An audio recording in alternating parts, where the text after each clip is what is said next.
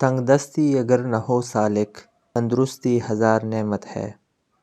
مولانا عبدالمجید سالک کے نام سے کون واقف نہیں؟ مولانا عبدالمجید سالک ایک اعلیٰ پایہ کے مزاح نگار، شاعر اور کالم نگار تھے۔ آج ہم مولانا سالک کا ایک خاکہ پڑھیں گے جس کو شوکت تانوی نے قلم بند کیا ہے، اور یہ اس کی کتاب شیش محل اور قاعدہ بے قاعدہ سے لیا گیا ہے، جو کہ خاکوں کی اس کی بہترین تصنیف ہے۔ تو آئے دیکھتے ہیں شوکت تانوی عبدالمجید سالک کے بارے میں کیا لکھتے ہیں۔ سالک صاحب سے ایک طرفہ ملاقات تو اس وقت کی ہے جب آپ روزنامہ زمیندار کے افکار و حوادث میں اپنی قیامت خیز ظرافت کے کمالات دکھاتے تھے، اور یہ خاکسار اس میدان میں بالکل مبتدی تھا، یعنی روزنامہ ہمدم کا مزاحیہ کالم دو باتیں لکھنا گویا بالکل شروع ہی کیا تھا۔ مجھ کو اچھی طرح یاد ہے کہ میں اس وقت کے تمام اخبارات کے مزاحیہ کالم بلا ناغہ پڑھا کرتا تھا، اور سوائے افکار و حوادث کے کسی مزاحیہ کالم سے کبھی مرعوب نہ ہوتا تھا، اور یہ کالم عبدالمجید سالک لکھا کرتے تھے۔ پہلی مرتبہ لاہور آیا تو شالامار باغ، جہانگیر کے مقبرے کے علاوہ قابل دید چیزوں میں سالک صاحب کو بھی اپنے پروگرام میں رکھا تھا۔ دفتر انقلاب میں ملاقات ہوئی، مل کر بہت خوش ہوا، اور سالک صاحب کو حسب توقع زندہ پایا۔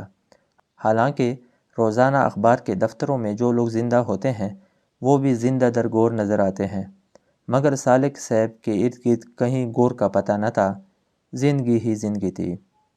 سالک صاحب کو میں بہت بڑا مزاح نگار مانتا ہوں۔ اگر وہ افکار و حوادث سے آزاد ہوتے تو پطرس کے پایہ کے مزاح نگار تسلیم کیے جاتے۔